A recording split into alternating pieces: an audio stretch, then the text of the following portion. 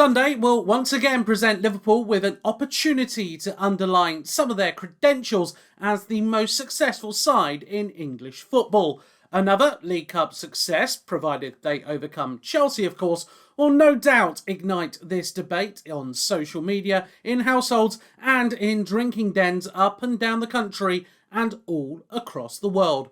Who is the most successful English side? Now, your point of view will be cast depending on what measurement and metric you define success as. So, here at The Analyst, it's only fair we help present you with some reasoned arguments rather than the, they just are you're more likely to hear. So strap yourself in, we're going on a journey. Now, to begin this, we're going to look at individual competitions. And where else can we start but with the League Cup, which takes place this weekend. And Liverpool can regain their position as the most successful side in the competition's history if they are victorious. They were drawn level with on 8 successes by Manchester City last term, and this could be the first triumph for the Reds in the last 10 seasons, with Pep Guardiola's run of consecutive League Cup successes coming to an end after 4 straight victories. And with 4 unsuccessful finals appearances as well, the Reds have played in more showpieces than any other side in the competition's history. But we are talking about the most successful side ever here. The League Cup has only been running since 1960, so it's only fair that we start adding in other trophies to this equation. But let's keep it to the major tournaments, please. You can keep your Watney Cup, your Simard Cup, and your Anglo-Italian Shields for now. So, if we start adding in some other things, like a top-flight title success, either the old First Division or the Premier League title, of course, the FA Cup goes into it as well, and then the Premier European competitions. We are, of course, talking here about the European Cup, the UEFA Cup, and the Cup Winners' Cup. Please, let's keep it traditional.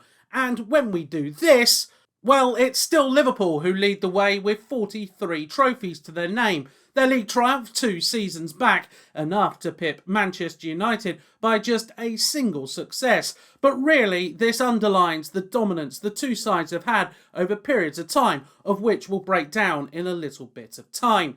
Manchester City only leapt above Aston Villa last season, with them and Chelsea fast closing in on Arsenal, who at least have those 14 FA Cup triumphs, the most of a single side to thank for putting them in this position, and will frankly lead to a rather remarkably similar conversation when it comes around to this point around May time. Now, apologies to any Americans watching, but the bread and butter over here in England is still regular season success, or as we like to call it, the league title, that months-long battle for triumph. None of this turning up at the end of the season, fluking a couple of results and taking home a nice bit of silverware. Sporting success should be all about the struggle, right? Well, we certainly believe so. So we're going to take a look at those sides who have won the most top-flight league titles. And, their fan base like to keep this really quiet. So I'm not sure if you know about this. But Manchester United, the other year, now have taken the lead from Liverpool by 20-19. And when you want to talk about dynasties, the top 2 prove this in spades. 13 of United's triumphs came under a single manager in a 20-year spell, and 11 of Liverpool's crowns came over an 18-year period. Sustained dominance in action. But I want to take this a step further with you. Title success is all well and good, and even sustained title success, well, that's fine. But consistency over a long period of time, churning out win after win. No yo-yoing up and down the table. No having one good year and one bad year. No dropping out the top flight for a couple of seasons. Consistently winning games. Well, that's true success, isn't it? And it's quite interesting when you look at the history of the top flight, because no side has a win rate percentage of over 50%. The closest is Manchester United, with Liverpool and Arsenal not far behind. And do spare a thought here for Everton fans. They've played the most games of any side in the top flight, which in itself should constitute some success, compared to Manchester United's second-tier relegation in the 70s, along with that of Tottenham, and of course, the struggles Chelsea had during the 80s. And they have even clocked up the third most wins of all time in the top flight.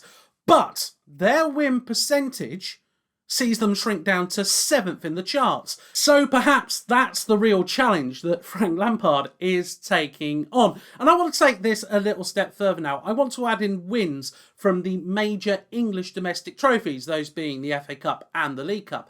And when we put this into the conundrum, well, it's Liverpool who are at the top of the tree, a comfortable distance away from usual suspects, Arsenal, Manchester United and Everton. And a quick note of credit here to Sunderland, the last team in stripes to be champions of England all the way back in 1936. In fact, the 5 previous times that they have been the victors, well, no Southern club had even been crowned champions until Arsenal did it in 1931. But what about the ultimate achievement when it comes to success in football?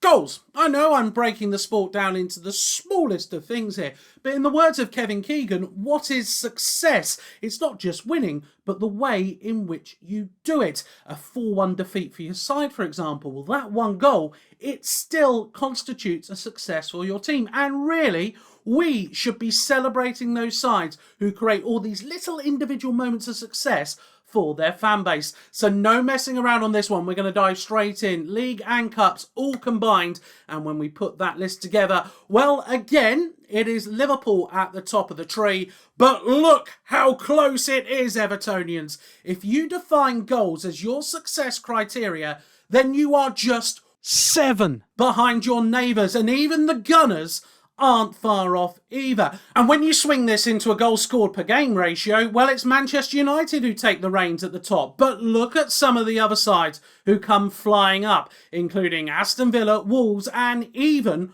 Preston North End, who are ahead of the likes of Chelsea, Everton, and Newcastle United. Although, granted, their last top flight season came back in the 1960-1961 season, when the League Cup also had its inaugural bow. Talk about timing. So, as we've proven here, success can be defined in many different ways, and usually the answer is Liverpool. Whether that will be the case again on Sunday, well, we'll have to wait and see.